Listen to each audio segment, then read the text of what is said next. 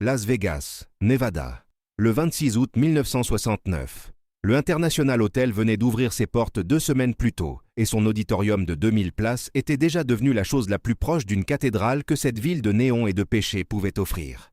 Les gens faisaient la queue depuis l'aube. Certains avaient traversé 3 États. Une femme du Tennessee avait vendu sa machine à coudre pour pouvoir se payer le billet.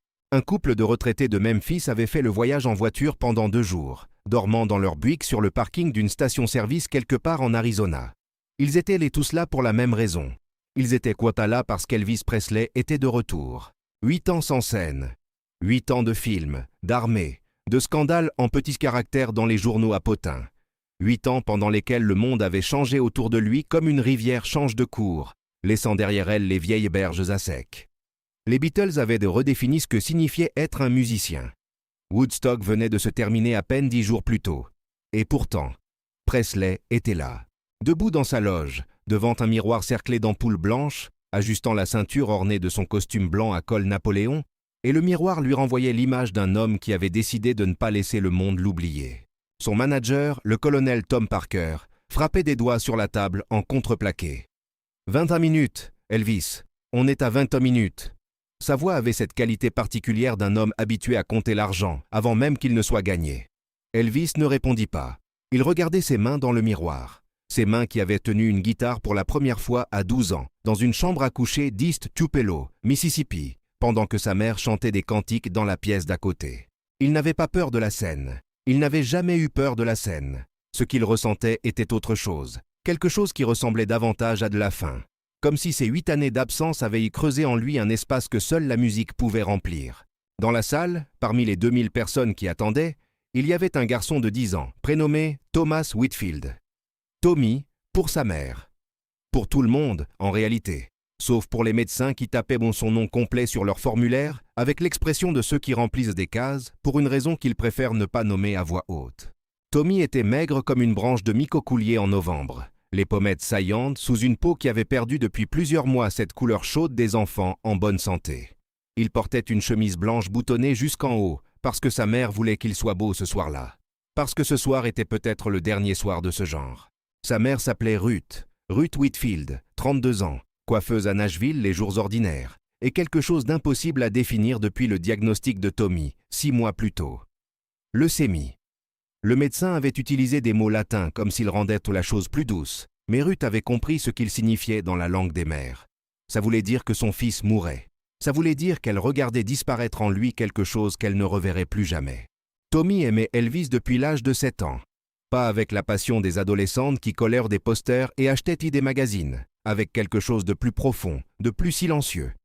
Il aimait la façon dont Elvis chantait comme si chaque chanson était une confession. Il aimait Suspicious Minds, qu'il avait entendu à la radio et qui lui avait donné l'impression que même les adultes ne comprenaient pas toujours comment les choses finissaient. Après le diagnostic, il avait demandé à sa mère une seule chose, juste une. Pas de guérison miraculeuse qu'il comprenait maintenant être hors de portée. Pas de voyage à Disneyland ou de voiture de sport miniature. Il voulait entendre Elvis chanter en vrai, au moins une fois avant que ses poumons décident de ne plus le suivre. Ruth avait vendu ses boucles d'oreilles en or, celles que sa propre mère lui avait laissées. Elle avait emprunté le reste à sa sœur à Memphis. Elle avait obtenu 2 billets pour le show du 26 août, des places au fond parce que c'était tout ce qu'elle pouvait se permettre, et elle s'était dit que le fond c'était déjà le paradis comparé à ne pas y être du tout. Ils étaient assis à la rangée W, tout au fond de cette salle immense et parfumée de cigarettes et d'eau de Cologne. Tommy tenait le programme entre ses doigts osseux, le feuilletant lentement comme s'il voulait mémoriser chaque image imprimée. Autour d'eux, les gens riaient, commençaient à taper des mains, commençaient à se pencher vers leurs voisins avec cette excitation fiévreuse des foules qui savent qu'elles vivent quelque chose. Puis les lumières s'éteignirent, et Elvis entra. Il y a des moments dans certains spectacles où le public ne hurle pas immédiatement parce que le cerveau humain a besoin d'une fraction de seconde pour croire ce que les yeux voient. C'est ce qui se passa quand Presley traversa le rideau et apparut sous les projecteurs. Costume blanc lumineux sur fond noir. Sourire légèrement de côté comme s'il était lui-même un peu étonné d'être là. Puis la salle explosa. 2000 people becoming one single animal of joy and disbelief. Des femmes pleuraient sans s'en rendre compte. Des hommes de 40 ans qui n'auraient jamais pensé se lever pour un chanteur se retrouvèrent debout sans avoir décidé de se lever. Tommy ne criait pas. Il regardait. avec les yeux de quelqu'un qui sait que certains moments n'ont pas besoin d'être accompagnés de bruit pour être réels. Elvis attaqua Blue Suede Shoes, et la salle devint une seule et même vibration. Il avait perdu du poids depuis les années de film. Il se mouvait différemment aussi, avec une économie de gestes que 8 ans d'absence semblaient avoir distillé en quelque chose de plus précis, de plus intentionnel, comme si l'homme avait appris à ne garder que l'essentiel et à jeter tout ce qui était superflu. Après 4 chansons, pendant un court moment où l'orchestre transitionnait vers la suivante, un des assistants de scène s'approcha d'un garde de sécurité à l'entrée latérale. Il y avait un garçon dans les rangées du fond. Un gamin qui ne semblait pas aller bien. Le garde se frotta la nuque. Ce n'était pas son rôle médical, mais quelque chose dans la façon dont l'assistant lui parlait lui fit traverser la salle sans poser de questions. Tommy avait commencé à respirer différemment. Pas dramatiquement, pas de façon à alerter quiconque autour d'eux immédiatement. Mais Ruth le savait. Elle l'avait appris ces 6 derniers mois, à décoder les modifications subtiles de sa respiration, comme une navigateur apprend à lire les changements de vent. Elle avait posé sa main sur son dos et Tommy lui avait souri. Ce sourire qui voulait dire « Je vais bien, maman ». Ce sourire qui voulait dire « Laisse-moi regarder encore un peu ». Le garde de sécurité arriva à leur rangée. Il chuchota quelque chose à Ruth. Elle secoua la tête. Tommy ne voulait pas partir. Tommy avait les yeux rivés sur la scène où Elvis entamait Suspicious Minds et Tommy chantonnait les paroles à voix basse, les lèvres bougeant à peine. Ce qui se passa ensuite, personne ne l'avait planifié. Ce n'était pas dans le programme. Ce n'était pas dans le contrat avec le colonel Parker. Ce n'était pas dans les habitudes d'Elvis Presley qui, pour tout ce qui concernait ses concerts, suivait une structure précise avec la discipline d'un homme qui comprend que 2000 personnes méritent ce pourquoi elles ont payé.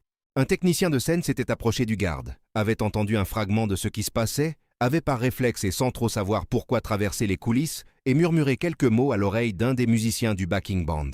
Ce musicien avait regardé vers les coulisses avec une expression interrogative. Et d'une façon que les témoins de cette nuit ont toujours eu du mal à restituer avec précision, les mots avaient fait voyager jusqu'à Elvis lui-même pendant une transition entre 2 couplets. Elvis ne s'arrêta pas immédiatement. Il finit le couplet. Puis il fit un geste discret de la main à l'orchestre et l'orchestre s'apaisa progressivement, comme une vague qui se retire, jusqu'à ce qu'il ne reste plus que sa voix. Puis le silence. La salle fut désorientée pendant 3 secondes. 2000 personnes qui attendent la note suivante qui ne vient pas. Elvis s'approcha du micro avec cette démarche lente qu'il avait. Cette façon de marcher comme si le sol sous lui n'était pas tout à fait aussi solide que pour les autres. « Il y a un jeune homme ici ce soir », dit-il. Sa voix sans amplification excessive, juste portée par le micro, avait ce timbre grave et légèrement sablé qui faisait qu'on lui aurait donné n'importe quoi. « Je veux lui demander de venir sur scène. » Ruth Whitfield porta sa main à sa bouche. Tommy tournait la tête dans tous les sens, cherchant de qui Elvis parlait, cherchant ce jeune homme chanceux quelque part dans les rangées devant lui. Puis il comprit.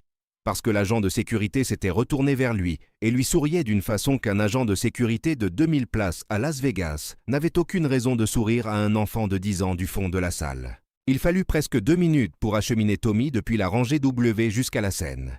2 minutes pendant lesquelles la salle resta silencieuse d'une façon qu'aucun des employés du International Hotel n'avait jamais vue. Non pas le silence gêné du spectacle interrompu, le silence de quelque chose de sacré en train de se former. Tommy montait les marches de côté scène avec cette lenteur que la maladie lui avait imposée, comme si chaque marche demandait une petite négociation avec son propre corps.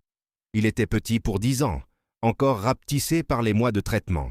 Sa chemise blanche bien boutonnée, ses cheveux bruns peignés avec le soin d'une mère qui voulait que son fils soit digne du moment. Elvis se baissa pour ne pas le dominer. Il ne fit pas ce geste théâtral des stars qui s'accroupissent en exagérant le mouvement pour que la foule le voie. Il se baissa naturellement, comme on se baisse pour parler à quelqu'un qui mérite qu'on soit à sa hauteur. Il lui dit quelque chose à voix basse. Les micros ne captèrent pas quoi. Tommy répondit, lèvres bougeant à peine. Elvis haussa légèrement les sourcils d'une façon qui ressemblait à de la surprise réelle, comme si le garçon venait de lui dire quelque chose d'inattendu. Plus tard, Ruth dirait que Tommy lui avait raconté ce qu'Elvis avait dit. Elvis lui avait demandé quelle chanson il voulait entendre. Tommy avait répondu « Suspicious Minds » sans hésiter. Puis il avait ajouté quelque chose que sa mère citait toujours d'une voix qui ralentissait légèrement à cet endroit-là du récit. Il avait dit à Elvis « Je la connais par cœur depuis que je suis malade, parce que l'histoire c'est de quelqu'un qui ne peut pas sortir même s'il le veut, et j'ai l'impression que c'est un peu comme ça pour moi. » Elvis resta immobile pendant un moment, qui aux témoins présents sembla plus long qu'il ne l'était réellement. Puis il se redressa. Il prit une chaise que quelqu'un depuis les coulisses avait eu l'intelligence d'apporter sans qu'on lui demande. Et il la plaça au centre de la scène, sous le principal projecteur. Il fit asseoir Tommy dessus avec un geste des deux mains, très doux, comme on pose une chose fragile et précieuse exactement à l'endroit où elle doit être. Il fit signe à l'orchestre. Suspicious Minds commença. Il y a des façons de chanter une chanson que l'on connaît par cœur, et il y a des façons de chanter une chanson pour quelqu'un. Ce ne sont pas les mêmes. Quand vous chantez pour quelqu'un, vous ne cherchez pas la note parfaite. Vous cherchez quelque chose au-delà de la note parfaite. Quelque chose qui existe dans l'espace entre les mots, dans le silence au milieu des syllabes. Quelque chose qui ne peut pas être noté sur une partition. Elvis chanta Suspicious Minds pour Tommy Whitfield ce soir-là, comme on raconte une vérité que l'on n'a jamais osé articuler à voix haute. And we can't go on together with Suspicious Minds. Tommy ne pleurait pas. Il écoutait avec une attention totale, la tête légèrement inclinée, les mains sur les genoux, les doigts qui de temps en temps tapotaient Woody le rythme sur le tissu de son pantalon. On aurait pu croire qu'il mémorisait. On aurait pu croire qu'il fabriquait quelque chose à l'intérieur, quelque chose à emporter. Dans la salle, en revanche, peu de gens gardaient tous les yeux secs. Pas à cause de la chanson qu'ils connaissaient aussi par cœur. À cause de ce petit garçon immobile dans la lumière et de cet homme immense debout devant lui qui chantait comme si rien d'autre n'existait dans le monde à cet instant. Pas Vegas, pas les 2000 billets vendus, pas le retour mythique, rien. Juste cette chanson et cet enfant et cette lumière blanche sur une scène en bois. Quand la dernière note se dissipa dans l'air climatisé de la salle, il y eut encore ce silence particulier que la musique crée parfois quand elle a vraiment atteint quelque chose. Puis 2000 personnes se levèrent d'un seul mouvement. Elvis s'agenouilla devant Tommy, et ils eurent encore un échange que les micros ne captèrent tout pas. Elvis détacha une de ses écharpes de scène, une de ces longues écharpes en soie blanche brodée qu'il distribuait parfois dans la foule, et il la posa sur les épaules de Tommy avec un geste précis. Non pas un cadeau de star à fan, mais quelque chose qui ressemblait davantage à un investissement, comme si la soie avait le pouvoir de transmettre quelque chose d'essentiel. Tommy fut raccompagné vers sa mère par le même agent de sécurité. Ruth le prit dans ses bras sans se soucier de l'ovation qui continuait autour d'elle. Elle avait les mains dans les cheveux de son fils, et elle le tenait comme on tient les choses qu'on sait qu'on va perdre. Le show continua. Elvis reprit son set comme si rien n'avait été interrompu, sauf que quelque chose dans l'air de la salle avait définitivement changé. Il y avait une texture différente à cette nuit maintenant. Quelque chose s'était déposé dessus, quelque chose de lourd et de beau à la fois, et les gens restèrent assis à la fin du dernier appel encore quelques secondes avant d'applaudir, comme s'ils voulaient prolonger encore un peu l'état dans lequel cette nuit les avait mis. Une semaine plus tard, un assistant du colonel Parker reçut un message transmis par l'hôtel. Ruth Whitfield demandait humblement s'il était possible d'envoyer une lettre à M. Presley pour le remercier. Elle ne demandait pas de rencontre, elle ne demandait pas de faveur supplémentaire, juste la permission d'écrire un mot. La réponse arriva non pas sous forme de lettre, mais sous forme d'un appel téléphonique direct à la chambre d'hôpital de Tommy, 3 jours après que le garçon y fut admis pour une complication. La personne qui téléphona ne s'identifia pas tout de suite. Elle demanda si elle pouvait parler à Tommy. L'infirmière, pensant qu'il s'agissait d'un parent, passa le combiné à l'enfant. Tommy parla pendant 20 minutes. Sa mère, assise dans le fauteuil à côté du lit, écoutait sans entendre les mots parce que la voix de Tommy avait cette couleur qu'il n'avait plus eue depuis longtemps. Cette couleur des matins avant que la maladie arrive. Ce qu'Elvis lui dit pendant ces 20 minutes, Tommy ne l'a jamais répété dans sa totalité à quiconque. Pas même à sa mère qui n'a jamais insisté pour savoir.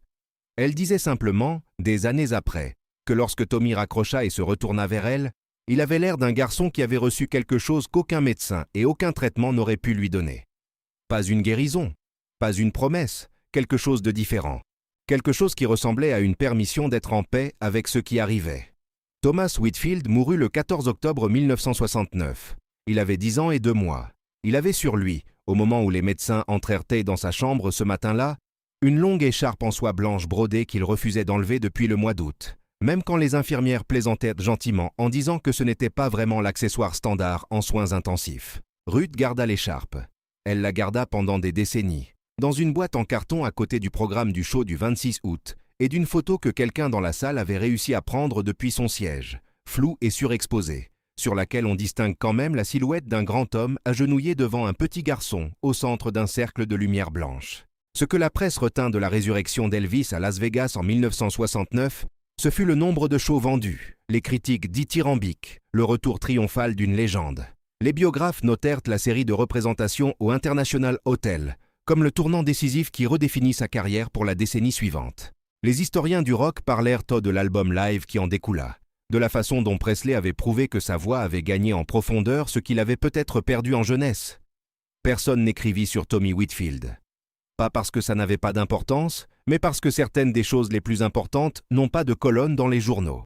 Ce qu'Elvis Presley fit ce soir-là ne venait d'aucune stratégie. Il n'avait pas demandé l'histoire complète avant de faire venir Tommy sur scène. Il n'avait pas eu le temps.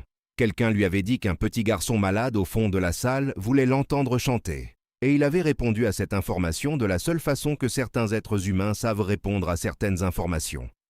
Directement, immédiatement, sans calculer ce que ça coûtait au timing du show ou à la réaction du manager ou à la logistique des 2000 autres personnes attendant leurs 2 heures de spectacle. Il y a des artistes qui comprennent que leur rôle commence et se termine sur scène.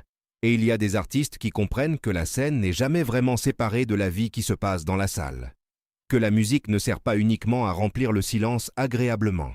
Qu'elle peut parfois traverser quelque chose, atteindre quelque chose, laisser quelque chose dans les gens que rien d'autre n'aurait pu déposer. Ruth Whitfield vivait encore à Nashville 40 ans après. Elle avait recommencé à couper des cheveux le printemps suivant la mort de Tommy. Elle avait recommencé parce qu'il fallait bien continuer, même quand continuer semblait être la chose la plus étrange et la plus injuste du monde. Dans son salon, à côté du miroir, elle avait accroché la photo floue du 26 août, pas dans un cadre doré. Juste punaisée sur le mur avec 2 punaises, légèrement de travers. Des clients lui demandaient alors parfois ce que c'était. Elle leur disait que c'était son fils qui écoutait une chanson qu'il connaissait par cœur, dans une lumière très blanche, à Las Vegas, un soir d'août 1969. Et que cet homme agenouillé devant lui avait compris quelque chose que les gens les plus importants comprennent rarement à temps. Que ce n'est pas la grandeur du geste qui compte, c'est le moment où vous choisissez de le faire. C'est la fraction de seconde où vous décidez que cette personne, précisément celle-là, dans cette salle parmi 2000 autres, mérite que vous arrêtiez tout.